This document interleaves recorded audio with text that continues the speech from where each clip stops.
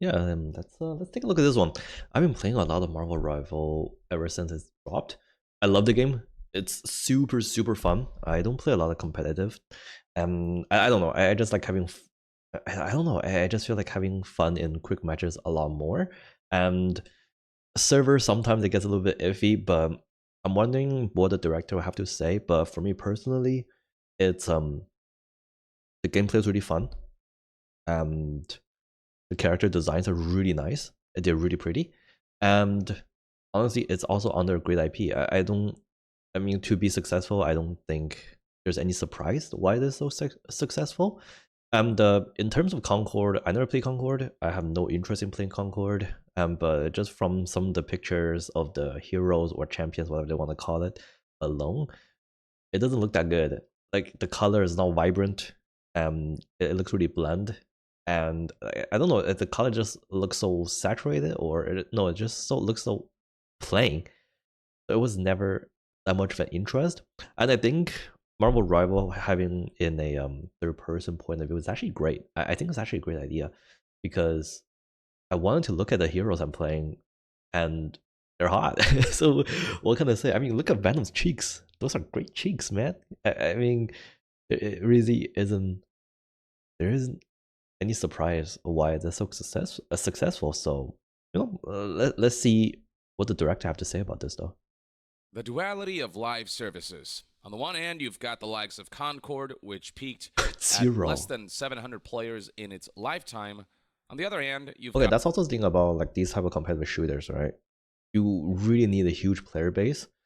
The less it is, the because queue time is very important in order to get like matches and everything. So that's why sometimes Overwatch felt really dull. And because of the longer queue time, I say this because I paid to play Overwatch before, right? When Overwatch first came out, I bought it. I played it. I played a lot. But the issue is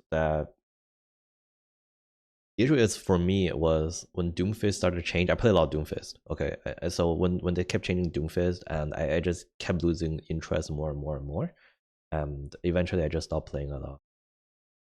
But from what I've heard right now, queue time is also very long because of the whole queue lock issue. I know that Marvel Rivals, the devs or the directors said that they're not looking into queue lock as of now. Not sure how long will change in the future. I hope they don't do it. That's my thing. I want them to do something a little bit different, and I think giving players the freedom to form some really wacky formations or like either 2-2-2 or 1-3-2 or 3-1-2 or who knows what kind of thing players gonna do, and just keep coming up with more interesting team ups. I think that's the more interesting way to go. I think catering this game towards a more casual player base is a better idea than strictly buffing or nerfing into the competitive scene. I think it's a lot better. Marvel's Rivals that has But peaked yeah, at I mean, almost for any of these, 500,000 queue players, time is also very and important. even days and weeks after Like launch, it the more continues to time you're peak not playing the to game, similar numbers. I the mean, the less people 24-hour going peak as of the to be recording more of this interested, video right? was I think that's pretty easy to 375,000 understand. players over that number. So pretty good stuff. This game, if it continues its role, seems like it. I would say seeing Marvel Rebel able to maintain the player base is also really surprising. And I think a lot of people were saying that, oh, it's gonna be like a couple of. I mean, okay, the game's still not out for that long yet, so we have to see on maybe after season 0, we'll have to see how much player retention will be. But as of now, it seems I think it is over the estimation for a lot of people, overestimate. It's going to be around for the long term. And then back to Concord, you've got a game that was met with mixed review scores on Steam and whose critical reception was pretty tepid. On the other I hand, don't you've think got Concord ever Marvel popped Rivals off. that has a pretty positive review score overall of 80% and whose And see them Metacritic paying score even $400 is million still to produce pretty that game. It's favorable overall. such a It's not a waste. perfect game by any means, but there's a general agreement that the game's pretty fun. And then on one hand, you've got Concord. I think that's the key point, right? It's fun. I think that's it. That just I think everything else can just end it there because it's fun. It's just a fun game. Which performed so poorly that not only did the game go offline 2 weeks after launch, but Sony ultimately decided to not only cancel the game outright, but also shut Damn, down the and the developers developer too. Firewalk. And then on the other hand, you've got Marvel Rivals, which has achieved a whopping 10 million players in 72 hours, and no Yeah, doubt that's that crazy. number's only increased since the And launch of the game, I think, and it's just enjoying. and I think recently they gave out a free spray to celebrating 20 million players, right? Yeah, crazy. Great success. And this duality is particularly comparable because they're both hero shooters, and yet one failed in the most epic fashion possible, and the other is succeeding in ways that many AAA publishers wished their games would succeed like. And so what exactly happened? What's the difference between the approach of these two games? Why did one succeed so much where the other failed so epically?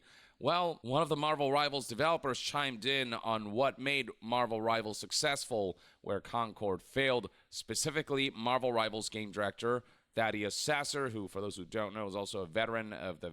Honestly, I really think that for Marvel Rival, they really need to rethink some of the season bonus. For example, right now, Hela season bonus give her a 20% damage increase, making her able to two-shot, headshot, I think anything under 300, which is kind of crazy. That's why she has basically 100% ban rate for Diamond and Plus. I think they might need to rethink about how season bonus work. Either the bonus... but the thing is that if you make a bonus that's so insignificant, there's no point of having a bonus. Like, bonus supposed to be really crazy.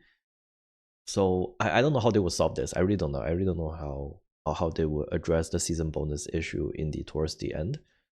But I mean, it could help shifting meta from season to season, which can be a good thing. But at the same time, some of the champions heroes are way too overwhelming. So I don't know.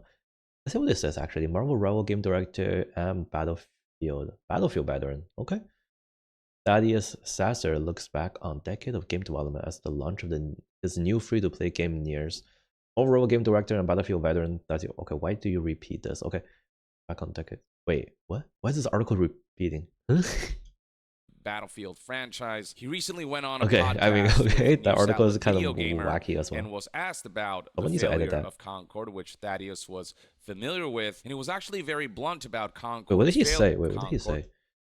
To be on the video game podcast before Rivals launch, Sasser was asked about the shock death of PlayStation multiplayer release. Unlike Rivals branded superhero formula. Okay, yeah, I mean, it was produced under a very popular IP already. The game director argued that Concord didn't bring any unique value to players that will get them to move from games such as Overwatch. Which Thaddeus was familiar with, and he was actually very blunt. Honestly, it's like for players to switch game from Overwatch to other games is pretty hard because there are players that already spend money. I mean, like whenever you try to get players that spend money on the game to switch to another game, it's often really hard because of the initial investment that put into it. So unless you offer something that's really unique, that can grab that kind of player base in, you're not gonna switch and you're not gonna like pull any players in, especially when Concord actually costs money to play.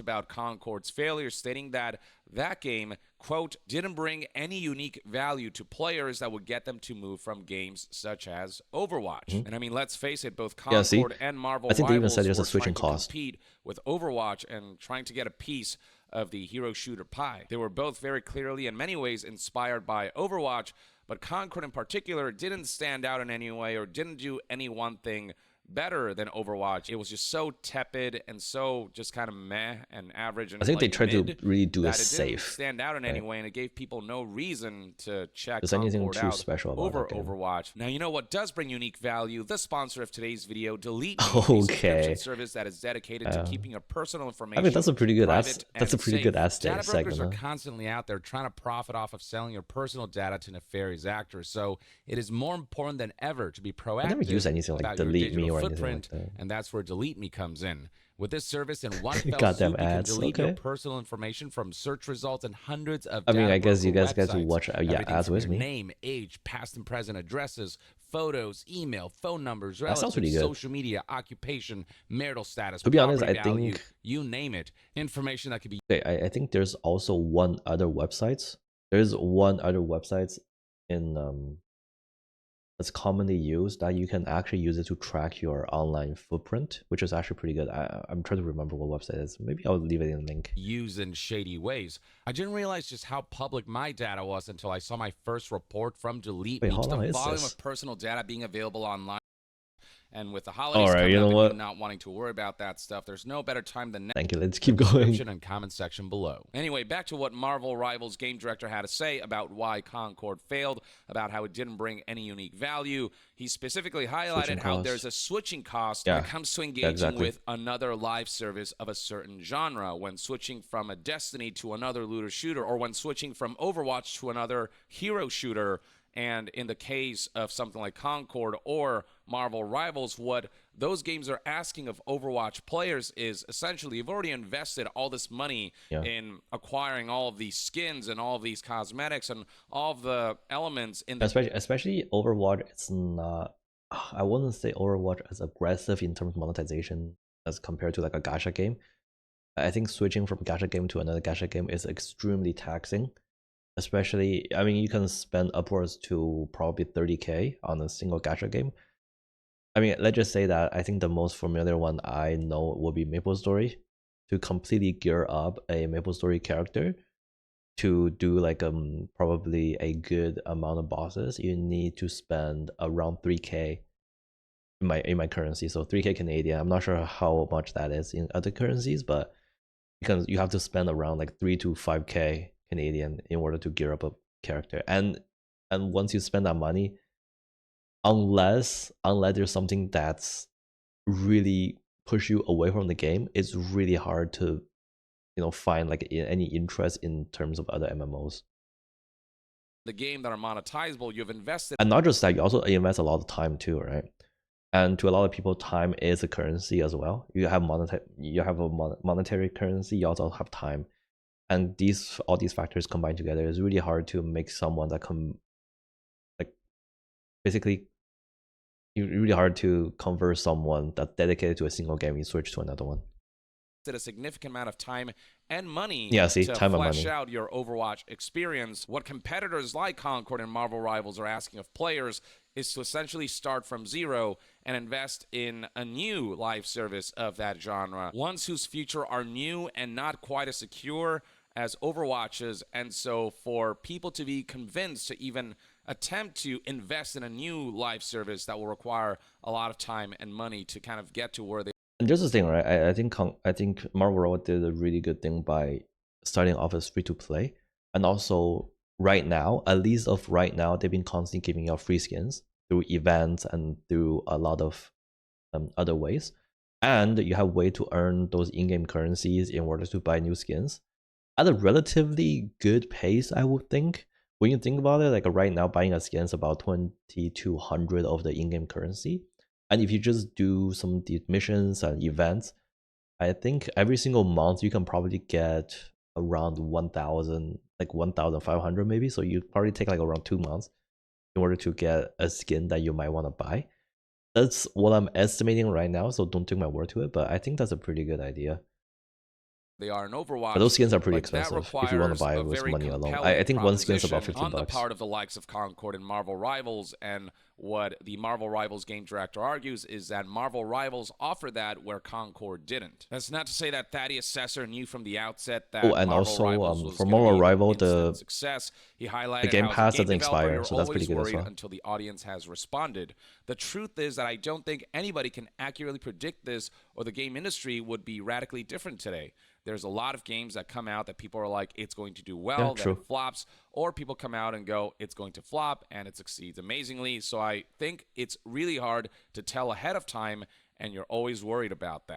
I think that goes for a lot of indie games. And when a lot of indie games that came out that I tried, they're generally really, really fun, but they didn't get enough attractions either through proper marketing or just people just doesn't know.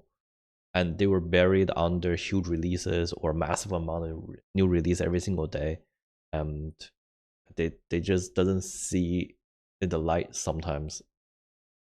But I think that eventually good game will shine. Good game will always find the player base that really likes it.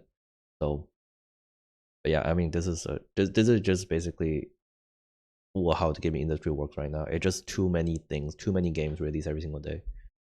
I'm not to a even saying degree, that's true. monthly, You never really weekly. know, I mean but I daily. think when you're trend chasing, when you're trying to pursue a genre that's already well established, that another IP or brand or franchise has a strong foothold on, you are taking. Okay, also a very interesting thing about this is that chasing trend in gaming, especially when these like AAA games try to chase a certain trend. For example, you try to chase a battle royale trend or something like that. They normally they don't account for the development times. For example, and when you spend, let's say, 6 years to develop a new battle royale type of game, and by the time the game came out, the trend, like the hype for battle royale, might died already, and there will be a new trend, right? I think that's the advantage of making indie game instead. Indie games development cycles are much shorter, for certain, for like depending on the game, right? But I would say like indie games are relatively on the shorter cycle. For example, there are games that probably only take a year or 2 years. Of course, there are of course RPG games that tend to take longer, for 5 to 6 years. But a lot of those games, they don't really care about trend. They just want to make games that they like. I think that's the best way to make games. It's just that making a game that you really want to play, the developers really want to play, or whoever developing it really want to play, or your core audience really want to play. That's why Larium, that's why like Baldur's Gate 3, it wasn't a trend, right? Like these type of turn-based strategy or like D&D type of game, it wasn't never like the current trend that you want to look for. You want to look for some sort of keyword search. It was never going to be a trending game. They just made a game that they really like and their audience will like, and through a strong community, they are able to cater to they're able to cater to a way wider audience than they would ever think of. So I think that's basically a change for these AAA type of games, so that they should start to make games that they like to play, not to follow a trend.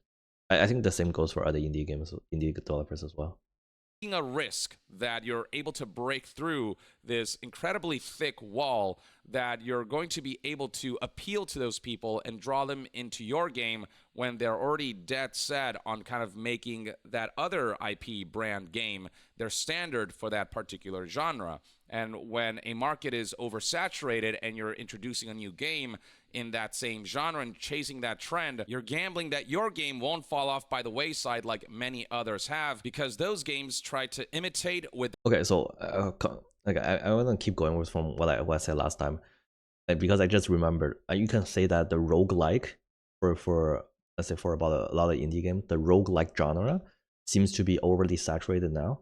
Ever since Vampire Survivor came out, that started this trend, and you have so many different iterations of it. And people were thinking that, okay, roguelike will probably dead in a few more years, and it's not going to be as popular anymore, because there were so many indie developers that kept pumping out different type of roguelikes. However, when Balatro came out, it is still considered a roguelike deck builder, but it completely flipped it. It's still become extremely popular and extremely successful because the gameplay is fun, and it was a well-designed game. And I think that people are not tired of a certain genre. It's just that really depending on whether the game is fun or not.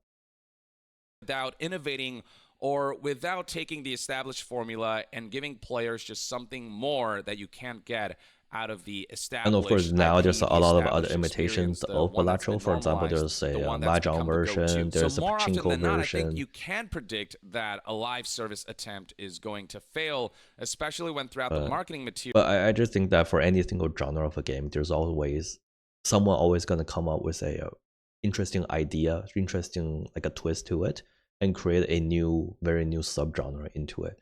I think that's what game developers should look for.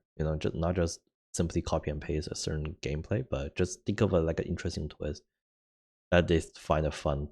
Even just trying it out, you never know the result anyway.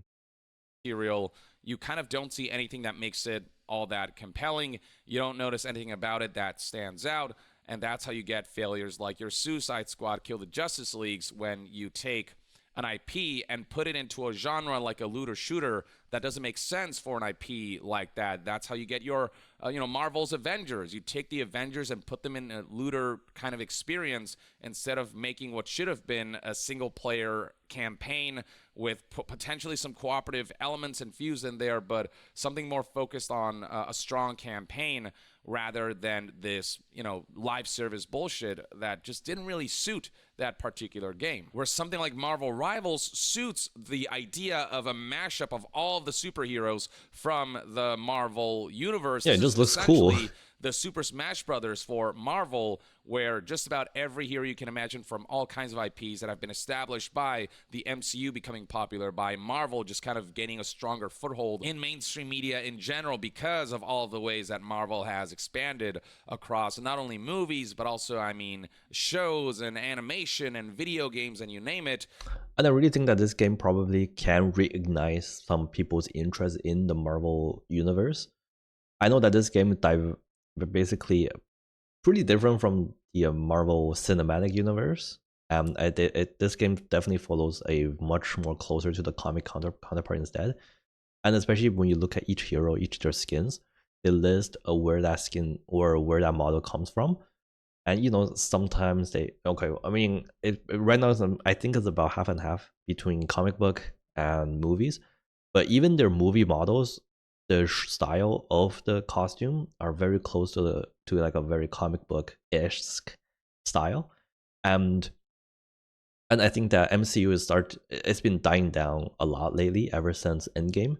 I didn't watch it. I didn't even bother watching it, honestly, but I think the game itself made people more interested in MCU again, especially next year when Fantastic Four comes out. I'm pretty sure Marvel Rival will also release the Fantastic Four version of them in game as well, and I think this type of interactions can make people more interested in the Marvel universe as a whole, which is pretty cool.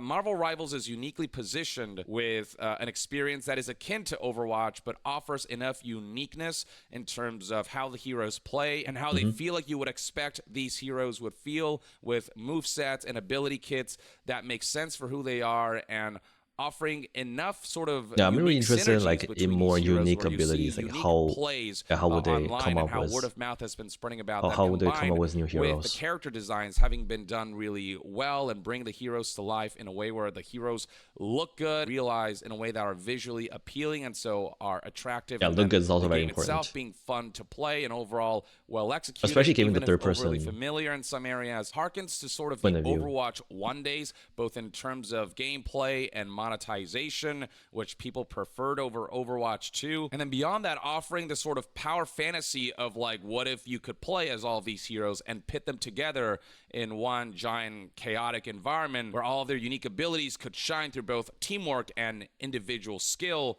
It all just kind of makes sense in this particular genre. And I think... Okay, so here's my question though. If someone made the same game with the same almost everything, right? The same everything, but do that with DC comic heroes instead, would that be as popular as Marvel? I think I really want to know if they're using DC heroes instead. Is the effect of Marvel Rival's success because of the let's say the residual fan base from the MCU, or is it because it's just a fun game? So if you just switch everything into DC, because the whole DCEU is not as strong as the MCU. So I wonder how the game will turn out if they made that switch instead. I think that's something that Thaddeus here recognizes when he said that I think the trick is that you need to have the reason that people want to come and play your game, and I think Marvel Rivals does that exactly with a superhero.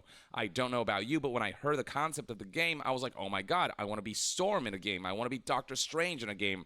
I want to be those Storm's heroes weak, in the game. Not that gonna sounds lie. awesome. And of course, my mind immediately leapt to all the cool possibilities you could have with that. That's what I think will pull people in as well, too. True. If we have done our jobs well, they'll love what they play and they'll want to play some more. They have a passion for this game. It does appeal to a lot of nostalgia, especially for Marvel fans, but it also executes on all of that really well. So you've got things like the ability for Doctor Strange to create his iconic portals, but do so in a way that Marvel Rivals does uniquely. So Saw some that's pretty how you get wacky plays things. like Doctor Strange creating portals, one that is sort of off a cliff and one that's right in front of the entrance of the opposing team, and them like running into the portal and falling off a cliff. Or Doctor Strange creating portals in a way where like Spider-Man can like use his webs to pull people towards I still cliffs. don't know how that There was are just so coded. many unique plays you're seeing with clever uses of Doctor Strange's portal. You've got plays like the Hulk being able to take Wolverine, put him on his arm, and then launch Wolverine into the That's air. funny. I And thought then people use throw Wolverine's ability Wolverine to off be the able to map like before. snatch people off the air with his claws. So you've got plays like that and unique elements like how if you take specific characters and they're together I think the key thing is just make superheroes feel like superheroes, and that's basically it. in a match, they have unique abilities that activate only when those characters are together as a team. So it's got all of those Marvel elements in there that are both referential but are tied into the gameplay. And so it all just feels like you're actually playing as the Marvel heroes, and with team ups and with synergies that feel reminiscent to what you loved about the Marvel team ups you grew up with when you watched the comics or when you watched the movies. And so all of that ties into what makes Marvel Rivals appealing, on top of the execution of just the fundamentals of this hero Just a fun shooter game in the end. being well done, being well executed. And that's something that well-made Concord didn't game. have, that brand recognition. So that Strong uphill IP. battle that Concord was fighting was far steeper. And they just got a little cocky, especially Sony, in believing that Concord could become their next Star Wars, their next billion-dollar franchise. The amount of money that they invested in that, believing that I believe it's they could 400 just come in million. here with a brand new IP and tackle the hero shooter genre without it being outstanding compared to the existing status quo. Marvel Rivals was better positioned because of its brand recognition, but execution also matters, and that's where Marvel Rivals succeeded, where I don't think YongYea gonna say it, but the character just looks hot, and that's it. The character just looks really hot. So, especially when you do it in the third person point of view, you get to see from behind. Ah, yes, that's the key here. I think really smart. something like, say, Marvel's Avengers failed. And especially when you bought the skin, you wanted to look at it, right? So I think having third person basically maximize the time you get to look at your own skin that you paid money for. And I think that's really key. That's a really key thing. Just like I would say Valorant. Valorant spend a lot more time on gun models because that's the thing that you spend the most of your time looking at. And I think that's one thing that Overwatch doesn't do, which is having more third person, just having people to look at your skin more, or having having people to look at the skin they bought more. I think it's a better choice, right?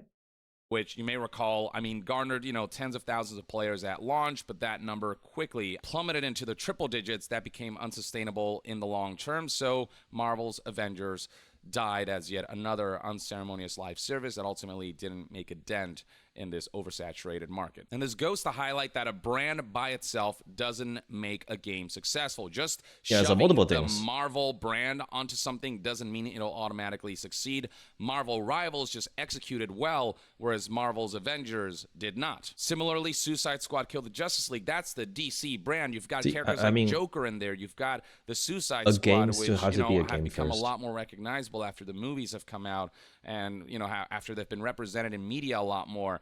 And yet that game, that live service, also failed because it was just such a generic way to take the Suicide Squad IP and bring that to life. And so the execution of that also being very generic and not being outstanding compared to the competition, that also ended up flopping. It matters, especially in the space of live service that's oversaturated and demands so much time and money from people, that your game is just as good, if not in some ways or in many ways better than the existing competition. And Marvel Rivals, I think that's where they executed on that. And when the value proposition of, hey, this game is free to play is there, while offering monetization that are still kind of expensive in my opinion. I wish the prices were lower, but the cosmetics are actually compelling in it looks their nice, offerings, especially Psylocke. not only the skins being from recognizable comics and alternate versions of these characters. Yeah, they have also actual featuring reference those for each MVP comic, which is highlight really animations cool. that are so cool and well realized. ultimately the value proposition is there, unlike Concord, which was worth $40 and just didn't offer enough features and content. And pair that with just how much more interesting Marvel Rivals looks compared. Yeah, I don't know how Concord decided to charge 40 just to play the game first, because when you look at it, Overwatch 2, it gone to free to play. A lot of the hero shooters are basically doing the free to play first, and then you use the monetization come from the skins. So I did never know how Concord was able to compete that. Compared to Concord, and I think how a game just looks and the first impression that it makes visually matters. Like, look at Concord characters here. Look the at hell their is that? design. How just kind of It just bland. like bland they look and blah they look. Yes, not compared pre-watch, to what Marvel Rivals offers here. I mean, I think a lot of it just comes down to if it's colorful or not. Is it eye-catching? Right? I mean, just look at Doctor Strange. The pop-up suit. You have to like extremely exaggerate the character designs. See that, like, he got a huge pop-up collars, he got the ring on his hand, and then he got a huge cape. And that kind of visual aesthetic difference it and how much colorful, more appealing, really colorful. Marvel Rivals looks, that alone, combined with the brand recognition, makes it a no-brainer that Marvel Rivals would get the immediate kind and of also attention the and very influx of players that shades. Concord never had a chance of getting. And so, yeah, I mean, when you really think about the journey that these two games took, it makes a whole lot of sense that the results turned out the way they are. And that, ladies and gentlemen, is everything I have to say about my thoughts on the difference between Concord and Marvel Rivals in terms of how they approached the same genre and achieved vastly different levels of successes in this field, and also Marvel Rivals' own game director chiming in on why Concord failed where Marvel Rivals succeeded. That's my take on everything. Let me know in the comments below what your thoughts and opinions are on these two games and their varying levels of successes. Let us know why you think Marvel Rivals succeeded where Concord failed. And to be further updated on all things gaming news, reviews, and discussions, stay tuned right here on YongYea. I'll see you guys next time. Yong out. He just pointed at me. Yeah, I mean, I guess that's the same thing I was thinking of as well, right? So it's just 3 points. At least for me, it's just 3 points. The game is super fun. The character looks really nice. And it's built on a great IP. And that's it. Yeah.